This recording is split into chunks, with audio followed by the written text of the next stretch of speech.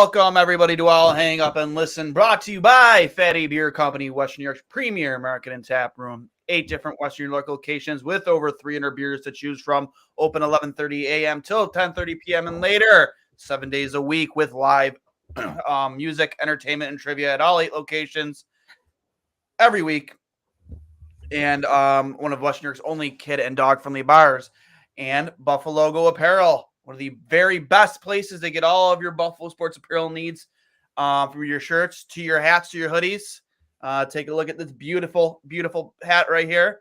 Just picked this one up yesterday from Buffalo Go. The new goated Hashik snapback, along with the RJ one that we've been teasing on our handles this week.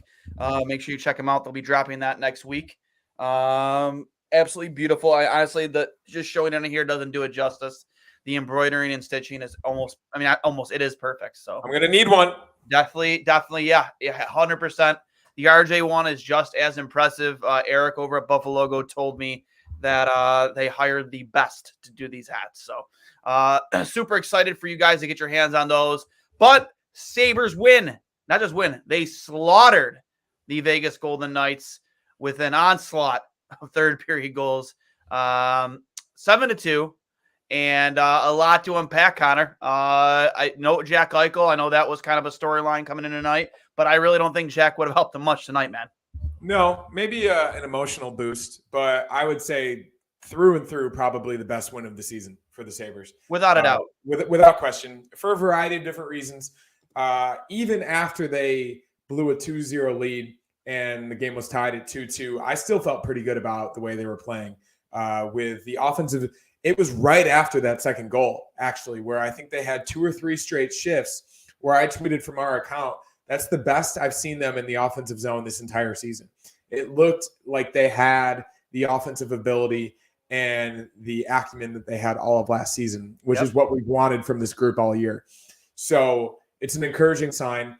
Obviously, it's probably a little bit too late. It's too little too late. And we wish we had this a month or two ago. But at the same time, you're happy to see it now. Nobody wants this team to tank. Nobody wants this team to drop into the Final Five to have a chance at Macklin Celebrini. We're all over that. And I think more than anything, even if they don't make the playoffs this year, I think everybody wants to see a little bit of the team that they saw at the end of last year that came within 1 point of the playoffs.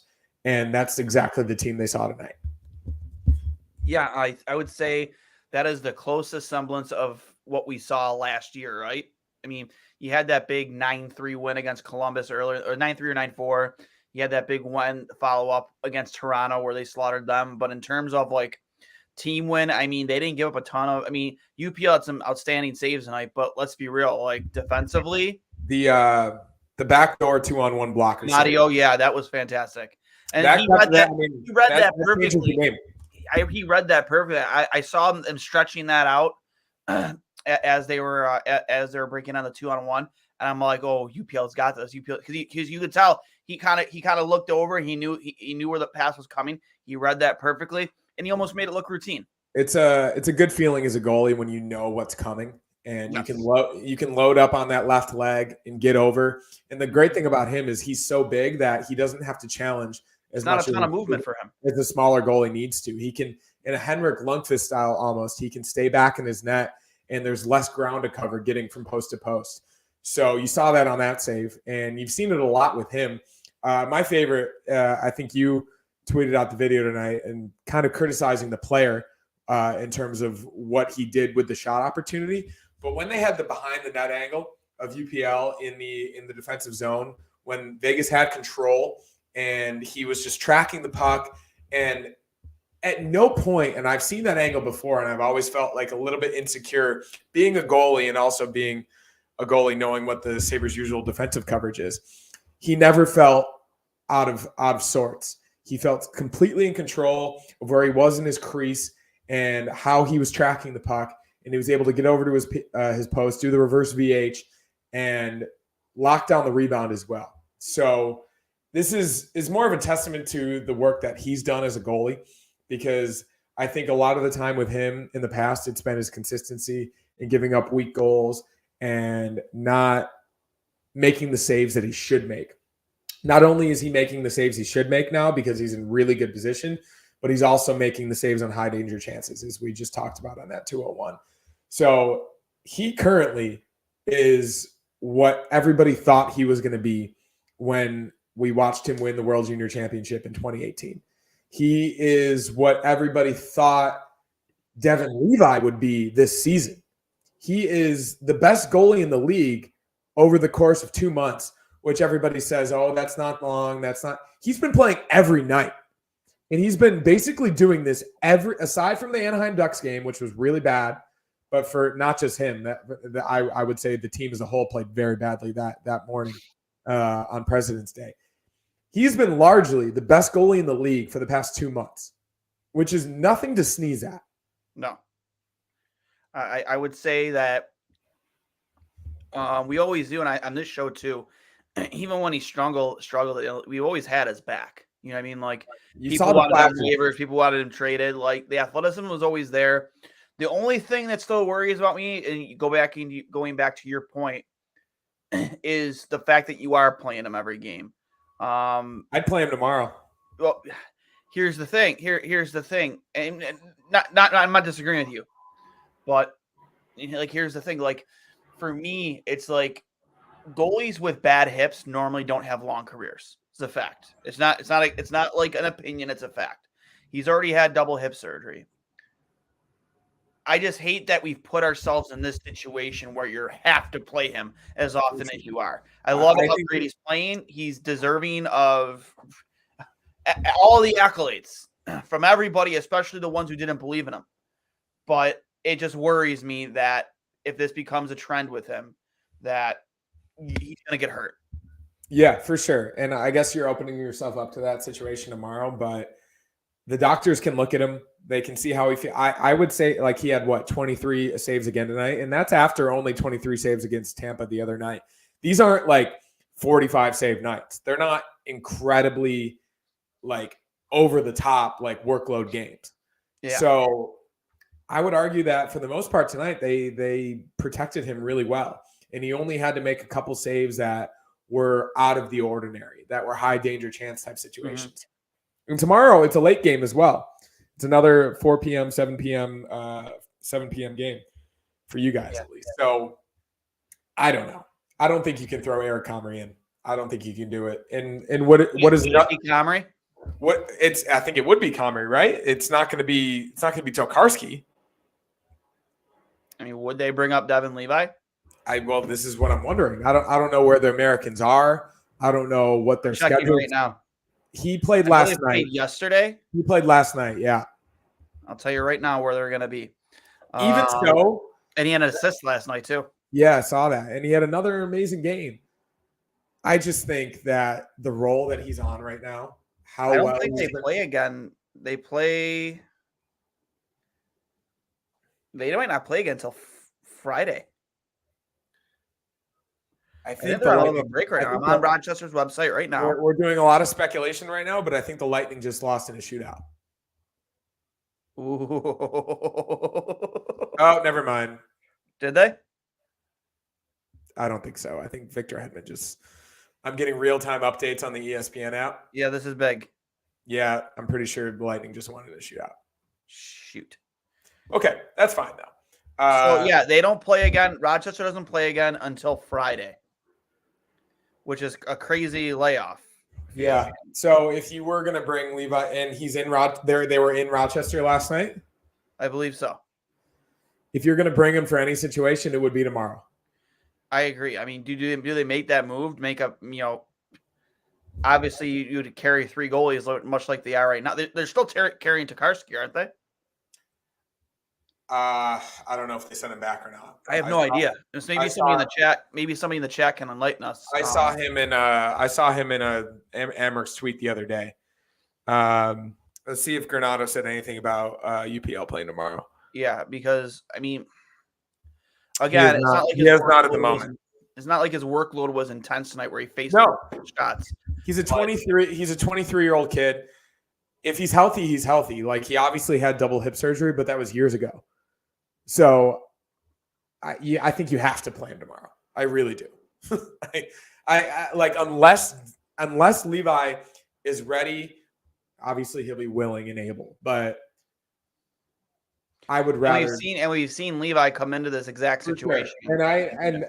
But I think those are the only two options. You can't put Comrie in. They have the Jets tomorrow, and then they get a little bit of a break until Wednesday, where they play the Leafs in Toronto. Which is obviously a UPL game. It's just more so like he gets 3 days off after this. You got to play him tomorrow. I really do believe it. I think they probably will. Yeah. If you're Eric Comrie and they bring up Levi to play over you in Winnipeg, how are you feeling? Comrie's like such a good guy. I think he kind of knows his ceiling at this point. You got to think that, right? We know he's capable. He is an NHL goaltender. No, I think he can be. I just think that he's had a series of unfortunate events with this team specifically, which has made it worse than it is. I really do believe that. He's a good dude. I just don't trust him in a game against the Jets tomorrow. Not with this long of a layoff in between starts. Definitely exactly. Not. And Levi's been playing. I would prefer them to bring up Levi for sure, because even before he was going back, I mean, he was playing well against good teams, and Winnipeg's a good team. Like he has Toronto. He had a bad game here and there. So yeah, you know what I mean? For a 21-year-old kid straight out of college. I mean, I do think they're going to play UPL though, which is a crazy discussion, but it goes back to kind of how we viewed Levi at the end of last year. Remember, after the Rangers shootout, they played him back to back against the Devils the next night. It's you ride the hot hand, and UPL's looked as good as any goalie in the league. So I think you got to do it. From our boy Mauricio, miracles happen. Imagine the concept of depth scoring from all four lines. Gergenson's Crab Robinson played well. Love the forecheck puck management, causing turnovers, chasing loose pucks, simple, direct. Big game from Dylan Cousins. Yes, 2 shorties tonight, and he was all over the ice. Yeah, he in general has played much better in the past month after a pretty slow start to the year, which you got to think maybe there was some issue that he was dealing with that we didn't know about. But he looks way more like himself, especially on that first shorthanded goal, where I think we all have become accustomed to his speed and him. Like even last year against the Islanders when he scored that on Ryan Miller night, or maybe it was even the season before. No, it was last year. Mm-hmm. Him on breakaways in the past, his speed was very apparent. You could see it on that first shorthanded goal tonight, the way he was able to break away in open ice and get down and also have the shot that we've become accustomed to as well. Yeah, he's been great. And I would say, to Mauricio's point, the puck pressure, the first goal is the best example of it. Skinner and Middlestat really battled for a puck there, and obviously Skinner just threw it on net, and Thompson obviously should stop that. But the pressure that they put on the puck tonight was really apparent all night. Mm-hmm. I would say the only 10 to 15 minute period where they were getting beat to pucks is probably when, Vegas came back and tied it up at 2. But to your point, to start the show, that's probably the most impressive part of this game is you let a team like Vegas, a high scoring, even without Eichel, they're still one of the most talented offensive teams in the league. You let them come back, tie it at 2, and then you just put your foot on the gas and you don't look back. You know what I mean? Like it was an amazing response to giving up a 2-goal lead, which for the most part you haven't seen all season long. We got a request here from Mauricio. Twain, give me a classic Ric Flair NWA double woo. NCW. NCW? NCW was that's a wrestling thing, right? And no, I think he means ECW or not ECW, but I think it was the NWA before WCW bought him. Was Ric Flair in the NWA though? Yes, he was. Shout out to a movie that me and my girlfriend NWO. Iron Claw. Go watch it. Iron Claw, even if you're not a wrestling fan, fantastic movie with Zac Efron. A lot of history in that movie too. Ric Flair, NWA, double woo, Sabres attacking, pursuing, forechecking, backchecking, getting loose pucks, winning battles, defending, goaltending, clearing pucks, men front net. Woo! There you go, Mauricio. Yes. Woo! Well, you gotta. Woo! Did not work. You have a little. It's not coming in. Can you do it one more time? Woo! A hat trick of woos from the red bearded wonder in California, Connor Hurley, everybody. Yeah, dude, like the puck battles. I mean, again, they went down 2-0, a little of a hiccup in front of their own net. The second one I think was Jacob Bryson was like a little, or was it Owen Power? One of them was alone on an island on both. Yeah, the second goal. I think Bryson was definitely one of them. I don't. I think Bryson was the second one. Kind of got a little bit on an island by himself. I mean, the first play was an unbelievable set power play from the Knights. From Nick Roy, yeah. Yeah, and that was fantastic. Brisson backdoor. I mean, that's a really, really good play. Yeah. And then that's been worked on in practice. And then William Karlsson just gets open backdoor and he fucking fires one home. Like, of course you don't blame UPL for either one, but yeah, no, not at all. It's just those are good plays. From Chavo, we had a ton of offensive zone possession. When it was 2-2, I thought we were going to give up the game with so many possessions ending in one too many passes. And Buffalo is guilty of that all season long. Instead of just being a shooter, shoot. And sometimes the overpassing has bit us in the ass. Not sometimes, a lot of the times has bit us in the ass this season. Not so much tonight. 7-2. I mean, Logan Thompson. Four goals in the third, but I would say that for a lot of the night, yeah, like they still had a lot of offensive zone time and they weren't able to cash in. And that was after that 2-2 stretch. I said that they've looked as good as they have in the offensive zone all season, and there was still no goals to show for it until they were able to get that third goal. I forget exactly who it was. It was Gergensons with a really nice play. I think he's putting on a show for the trade deadline. But yeah, they both commented on it too. Conversations with Kevin Adams that they're both not too worried about what's to come at the trade deadline. So I'm not sure really what that means, but I gotta imagine one of the two of them is gone. I just said after the game, I personally don't think you're going to get much back for either guy. And I know you may disagree on that. I disagree full. I'm not saying you're going to get first round picks or anything like that, but yeah. You will okay, how about this? Even so, you get a third or a fourth round back for each guy. Do we really need a third and a fourth round pick where we are as an organization? Please don't advocate for keeping them on the team. But please don't advocate. Right. Please don't do it. Don't do it. Well, no, this is the discussion. Do you think are the playoffs completely out of the question? Even if they aren't, if you can make your team better at the deadline.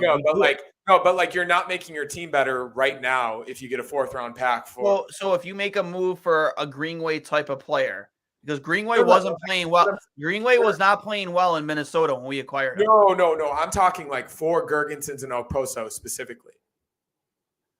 I just. Do you think you're getting NHL talent back for those guys? Why wouldn't you? I don't think you are. I don't think. I think you do. I don't think. I think you do it in the right package deal. Yes, you do. Well, yeah, if you put prospects with it, but I don't think if you're trading those guys as they are, you're getting anything more than draft picks. Because the team by themselves, yeah, you're probably getting mid-round. That's what I'm saying now. Because so if you're going to make your team better right now, you're doing Gergensons and Savoy for someone else. But I don't think Kevin Adams is willing to do that. I don't know, man. We'll see. I don't even think Savoy's on the table right now with how well he's playing. And if he's not, guys like Rosen, yes, on the table. Okay. Ostlund, yes, on the table. Ostlund shouldn't be, but I think he is though. He shouldn't be. I would say of those three, of Savoy, Ostlund, and Rosen, Ostlund should be off limits. I think Rosen is definitely on the table though. Yeah, and maybe as he should be. There's just not space for all of them. No, I completely agree. It's just more so that if you're getting rid of your longest two tenured players right now, that means that you're mailing it in for the year, right? They might not be like they're on your fourth line, or Okposo might not be at this point, but I don't think you're making that trade to make your team better, especially when he's your captain, and also when Gergens is your assistant captain. If you're trading those players, you're mailing it in on the season. Potentially. I don't think you're absolutely mailing it in because they're both fourth line players. I don't know how you're mailing the season in. No, But when you they're fourth line guys. They're fourth line guys. From a philosophical perspective, right? Like I think these players are all professional enough at this point in their career to realize this is a business, and I don't think. And if trading Kyle Okposo and Zemgus Girgensons is going to break your locker room, then they are soft. Yeah, I tend to agree with that, but at the same time, the message that it would send would be the message it sends is this is a business. Yeah, I don't disagree, but I think that it would send a shockwave through the locker room. I really do. It isn't a bad thing, man. Like we've been talking about how many times this year that this team need a shockwave. And for sure. And I kind of hope that he does it. I'm just telling you that unless there's a package involved with picks and prospects, we're not getting anything more than picks back for Okposo or Girgensons. I don't know. We'll see. I think in terms of return, it would have to be a package deal, not together. Because I don't mean unless it's like a team like Boston. I could see a team like Boston. I don't think both of them are going together. No. But either or, like I definitely see. There's been talks about them being interested in both of those guys. Girgensons plays a very Boston style game. Hard forecheck, quick to pucks. You know, he does bang along the boards. I could definitely see him in a Bruins uniform. And you know what? I would root for Boston if he did go there. I really would, just because I think Z deserves it. It'd be tough to. I would root for him, not for Boston. No, but one goes with the other. Yeah, for sure. But yeah, dude, I'm especially after. I would say that tomorrow is a big game.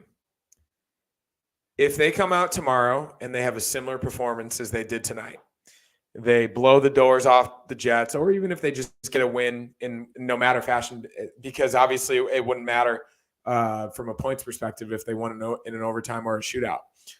And I think Hellebuck played against the Hurricanes tonight, so we're probably going to get their backup tomorrow. Even so, if they beat the Jets tomorrow, and let's say the Lightning lose, the Lightning probably don't play tomorrow, you're 8 points out. You've got a month and a half left. Jack Quinn is back in a couple weeks. Theoretically, if you have a good March, it could happen. I think that really, really changes what Kevin Adams does at the deadline. I really do. Yeah, I don't know, man. We started the show off. You even said, is it too far out of reach? I don't know. I personally think that you shouldn't treat this deadline any differently than if you were in the hunt, because you should be trying to add rostered players to this team, regardless of the situation you're in. You have enough guys that aren't going to be on this team next year, where you were probably unloading them anyway. You know what I mean? Like, unless Buffalo was comfortably in a playoff spot right now with Okposo and Girgensons, then they were probably just trading prospects or picks to add. But if we were in this situation on the outside looking in, but more closer to that wild card spot, I think you just treat it the same way no matter what. I think you try and get rostered help right now. You're trading the same prospects. You're trading the same picks. You're probably trading Okposo and Girgensons. But I do want to bring up this right here from Hudson. Casey Middlestad. It was brought up on the broadcast when they were speaking after Middlestad's goal that he is probably getting traded. I think they said something along the lines of that. Well, that's ridiculous. Agreed. Ryan Callahan largely does not know what he's talking about. And these guys are on a national broadcast for ESPN. No, I know. But I would say Ryan Callahan specifically is really bad at his job. But I think everybody who's saying like, oh, you either need to trade Middlestad or he's gone is completely out of the loop, because they don't understand the idea of, number one, he's a restricted free agent. So they have 1, if not 2 more years of roster control. They potentially have arbitration. They have a restricted free agent situation, obviously, and they can also sign him to another year. So they don't need to do anything right now. That is the big overarching idea through this entire situation. They do not need to trade Casey Middlestad. They don't need to do that. Mm-hmm. So anybody who says differently just doesn't understand the concept of restricted free agency. Yeah, but that's the thing too, is I want them to sign Casey, but that RFA situation probably ups his value a lot. So if a team does come knocking with the right offer and it makes your team better, I mean, is it harder to say no if you're Kevin Adams? Like I said, it would have to be a perfect offer. It would Yeah. have to be an offer that once that deal hits Twitter, all Sabres fans would be like, hard to turn that. What if Calgary called and offered Rasmus Anderson and Blake Coleman? And nothing else?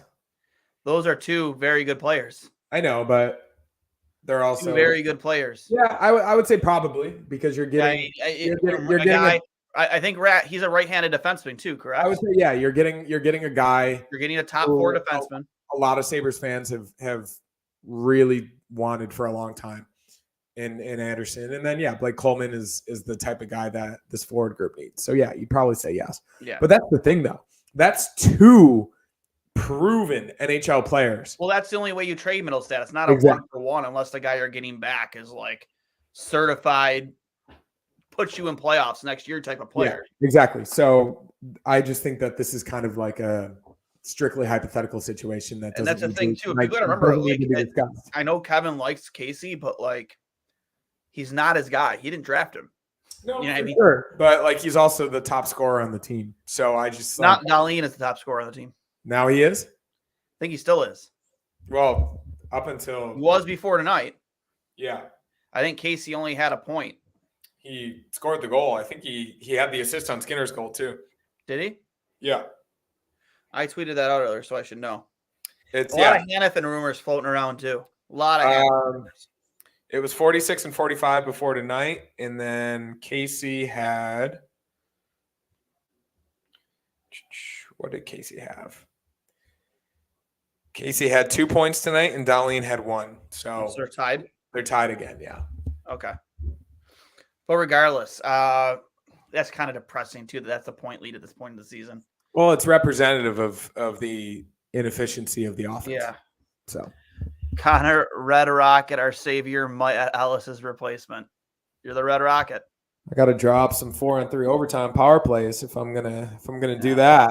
But yeah, man, I more than anything, this is a Tokarski really was sent back to the AHL. Yeah, so really good night. Not going to matter unless you win tomorrow. I think you got to play UPL. You got to ride the wave, unless they call up Levi, which I don't think they're going to do. And yeah, you go from there. But yeah, I think it would have had a different feel to the night had Eichel played, especially given that it was his first time playing in a long time and also his first time back since he won a cup. I think the energy would have been a little bit different. And I think maybe it would have affected the team a little bit more too. Maybe they would have been gripping their sticks a little bit tighter and whatnot. But I'm happy it worked out the way that it did. That Skinner goal to begin the game, it's plagued this team the entire year going down early, especially in the first period. And the stat that I found incredible was that they're 10-0-1 when leading after the first period, but they've played 61 games. So they've only been leading after the first period 11 out of the 61 games. So that just gives you the best idea possible with how frustrating this has been from a fan and team perspective. And the power play was better tonight. They capitalized on their chances. Dylan Cousins was good. Tage was not what he was the other night, but that doesn't really matter when you get the win. So, yeah, I'm really encouraged, and we'll see what happens tomorrow. So, Mike Harrington tweeted out just a picture of the standings after tonight, and we're still 10 points out because Tampa did win tonight. Still have 2 games in hand on Tampa. But we have to pass 1, 2, 3, 4, 5 teams to get into that wild card spot. Pittsburgh has a couple games in hand on us. Washington has a couple games in hand on us. Yeah, man, it is going to be a really, really tough climb, but they have themselves. You basically have to win every game. Yeah, you can't lose more than 5 games down this stretch, and if you do, you're toast. And you got to go on another. They've won 5 of 6. It's got to be 9. It's got to be 9 of 10, and it's got to be probably 12 of 14 to even have a conversation about the playoffs, which is what Mike told us when we had him on 2 weeks ago. They needed to win 10 in a row for it to be possible. So I think they've lost 1 game since then, right? And they've lost only 1. Yeah. So yeah, we'll see what happens. From Chris, great game for the boys tonight. Finally, some puck luck going our way. We've swept the defending Stanley Cup champions this year. UPL being a difference maker this season. Best game of the year for Cousins. And two, I know we got a couple comments in here about like just trade deadline, like right here. Gene, you're saying trade stock up on Poster. Give us your thoughts on some trade ideas in the chat too. Before we sign off here, because I'm definitely interested in hear what you guys all think. It's 6 days away. I plan on taking off that day. We're going to do our trade deadline show on here. I know Ryan Jury already agreed to come on with us for that particular day. I know we did a fantastic time with it last year. Connor, I'm not sure what you're doing that day, but obviously. Is it Friday? I can't remember. It's March I think it's 8th. Friday the 9th. No, that's the 8th. March Friday 8th. the 8th then. Yeah, I think it is Friday though. Yeah, I'll tell you right now. Pulling up the calendar. It is on a Friday. Yes, March 8th at like a 4 p.m. deadline. So we'll be live here for a lot of that day to talk about the NHL trade deadline to see what the Sabres do. Should be exciting. Quick acknowledgement of the 2 guys who were traded from the Knights tonight. Alex Tuck had 7 shots on goal quietly, which is obviously really, really good. And Peyton Krebs, obviously in a 4th line role, dropped the gloves. I forget with who. He's a lunatic. Oh, Barbashev. He dropped the gloves with Ivan Barbashev, who is like a truck. And then he pumps the crowd on the way out. I think that shows as much about Peyton Krebs as anything, that he was demoted to a 4th line role again after playing so well in the past 5 or 6 games. And he still finds a way to make an impact on the game. And also, he was still great in the offensive zone tonight, still setting up his teammates. I think for both of those guys, another good game against their former team. Yep. Boo-hoo, it's a business. Trust me, trading high post and isn't going to hurt us. It won't hurt us, but at the same time, like, I just, like, this room talks about all the time the chemistry. They talk about all the time the culture of this locker room. I think there's something to be said about that. I really do. Connor Baron Hurley, pay your dry cleaning bill, spiff up the business dress suits your hired power play specialist. You don't need experience. Meadows as nepotism favorite. Well, I've got no nepotism either, so I don't know I don't know how I'm getting there. Good comment here from Captain Ahab. Unless we think we can get better in-house, I do not. Changes need to be made. You cannot trade rowboats to get battleships. One of Adam's favorites has to be moved. Yeah, I like that. You have to. No, it's a good point, and I think Adams is realist enough that if the right moves for both Okposo and Girgensons, and maybe even Middlestad or anyone else, are out there, that he's going to do what's best for the team. But if they win tomorrow, that changes the entire conversation. Yeah, I don't disagree with you. It just I tweeted it out last week as you watched what this team is going to do. They're going to go on an epic run here. We're going to miss the playoffs by 2 points. They're going to miss the playoffs by 3 points. Yeah. And we're not going to make the deals we should have deadline because, we might scratch and claw our way in it. And then we're just going to leave opportunity on the table at the deadline, which I don't want to see. No, me neither. And especially from a UFA perspective, you obviously want to get as much back as you possibly can rather than getting nothing. I'm just arguing that you're not going to get that much. And if you can make a push here in the final month, you should try to do that.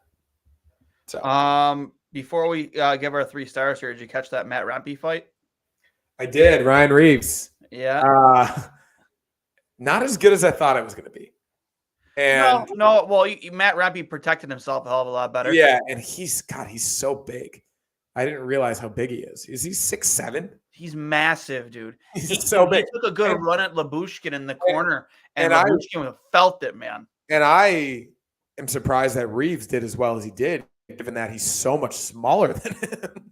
Yeah, I think somebody took him aside and said, "Hey, like you can't fight this way, especially if you do take on a guy like Ryan Reeves, because as much of a he's got a mouth on him." And he clearly knows how to fight, because the way that he protected himself tonight. So yeah, I'm kind of glad that it happened. Reeves was John Adam all game, and when you're in this position as he is right now, I think everybody knows that he's this up and coming enforcer. You gotta answer the bell, and I'm glad that he did. I'm not the biggest proponent of fighting. I don't think it should be gone from the game, but I also don't think it should happen every single game as it used to. I think there should be a hefty balance, and it shouldn't happen out of nowhere. It should happen after a unwarranted check. It should happen after a star player gets run by somebody on your team. It should be a game-by-game specific scenario. Guys shouldn't just be going out on the ice looking for somebody to fight. I think that pushes the game back 20 years. I really do. So if this guy is a good hockey player and he can add something to the team while also bringing back the culture that everybody loves about fighting and the reason why it's good for the game, I'm all for it. Yeah, I know he's got a couple points in his first, 6 or 7 games. As long as that's not the only thing he does, I'm all for it. Yeah, agreed. I do felt like national media, even myself to a point, we're almost treating this like that fight, the final fight of the first Goon movie, like the anticipation for it. Like it was we waiting, nipping at the bit. Like Ryan Reeves, that's all he does. So that's probably how he was treating it too. You saw him earlier in the game. He goes, "Oh, you want it? You want it?" And Rempe just went to the bench. He's like, "No, I don't want it right now. Maybe later in the game. You wait for me when it makes sense for my team." Yeah. So yeah, as long as it's within the rhythm of the game and makes sense from a logical perspective, I'm all for it. Yep. From Corbin Snyder, we have a goalie, we have the skill, now we need force. Do we believe? I do believe in a lot of the players on this team. It just sucks that it came at this point of the season. The guys to sell aren't going to make or break on a match. Yeah, it's a good point. The guys to sell aren't going to make or break a run. And that's Gergensen and Okposo, right?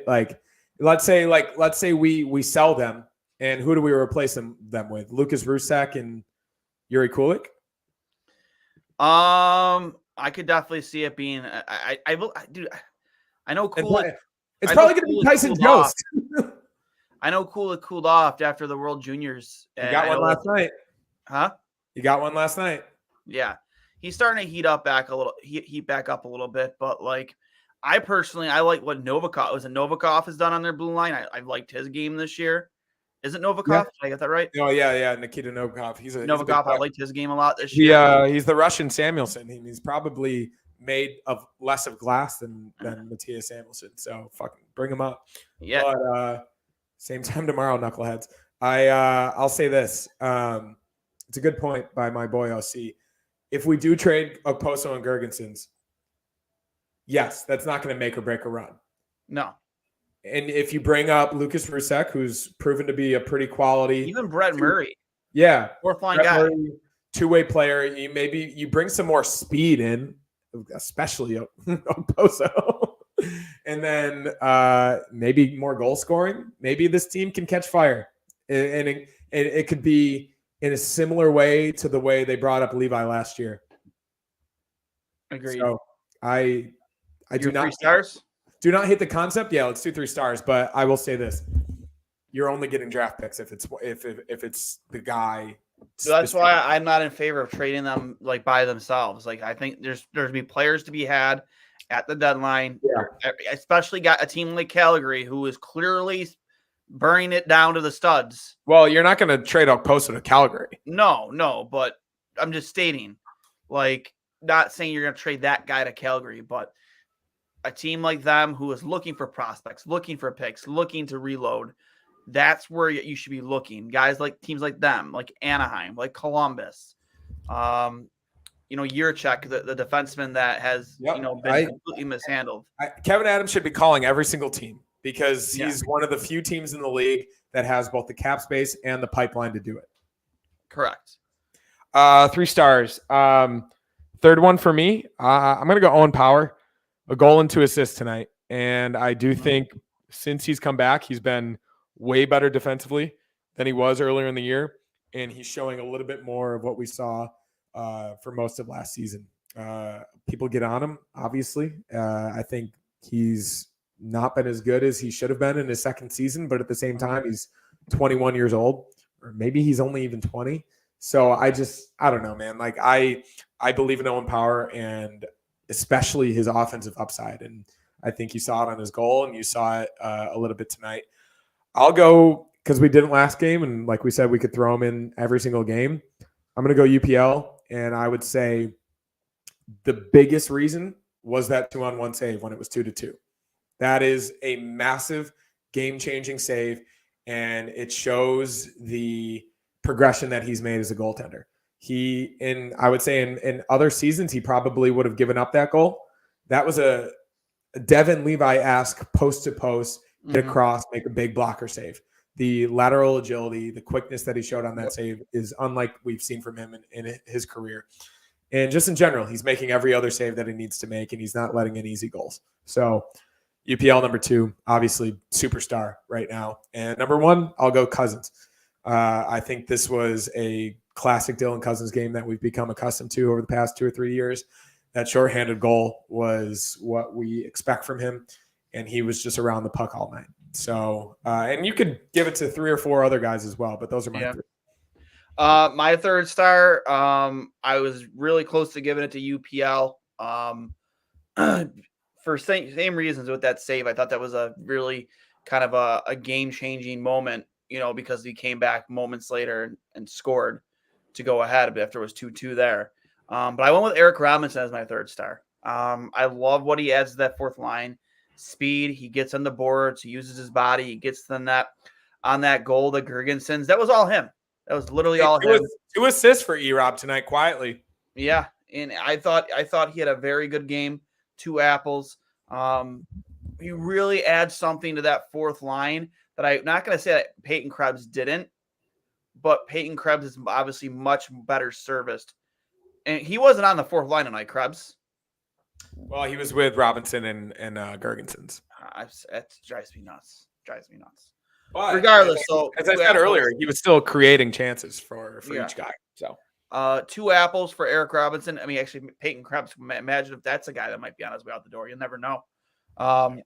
It better not be. As my third star. Second star, I'm going to go Owen Power. Loved everything about his game tonight. And lately, too, he's got 4 points in his last 4 games. Very, very good showing tonight from Owen Power. Getting to the net as a defenseman. I thought he played very well in his own zone. He's starting to get a little bit more physical, which I like. He's not like out there being Chris Prong or anything, but like he's starting to realize his size a little bit more, and he's using it.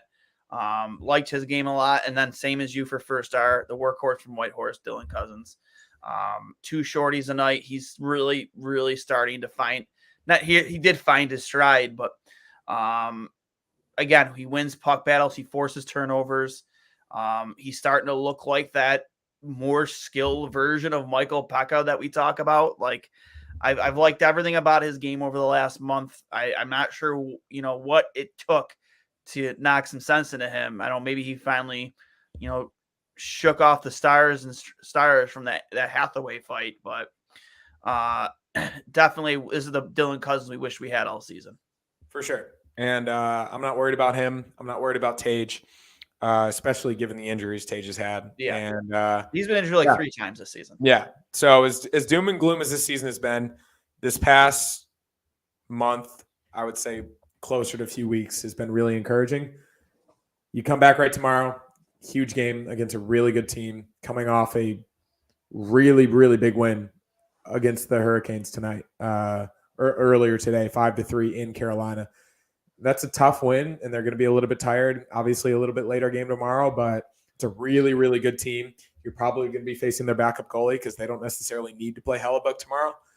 But they've struggled with this team in the past, and you gotta show the same level of grit and performance that you did tonight. Agreed. Everybody, remember this is brought to you by Fatty Beer Company, Western New York's premier market and tap room. Over 300 beers to choose from. Open 7 days a week from 11:30 a.m. till 10:30 p.m. and later. Live music, entertainment, and trivia at all 8 locations, 7 nights a week. And of course, they are both kid and dog friendly. And Buffalo Go Apparel, one of the greatest spots to get all of your Buffalo sports apparel needs and your local business, any local businesses. There are Eclipse shirts that are coming out for the upcoming Eclipse. They're doing glasses. The shirt itself glows in the dark. I saw it actually yesterday. It's pretty cool. And let's not forget our newest drop, which I think we're actually going to get our own store. Brought to you by Buffalo Logo.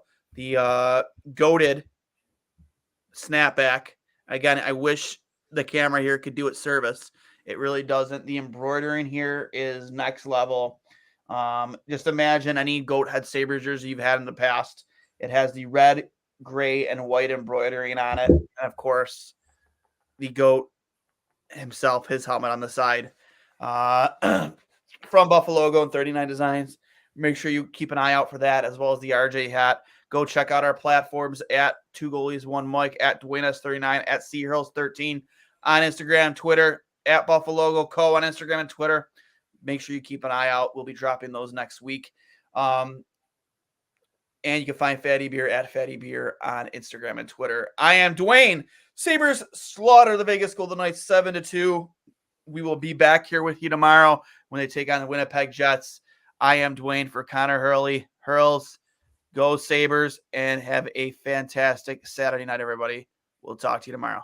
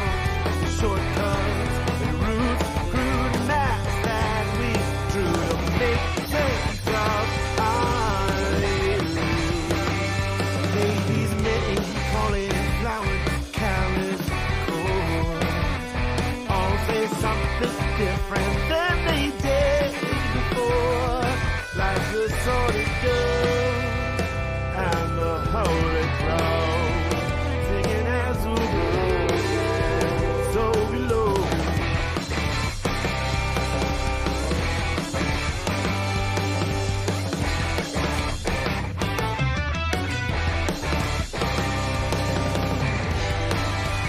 Burn down the old days, the memories, all that fire in my road. These stories quest round and grow so much longer than you know. Longer than you know. I could never tell you that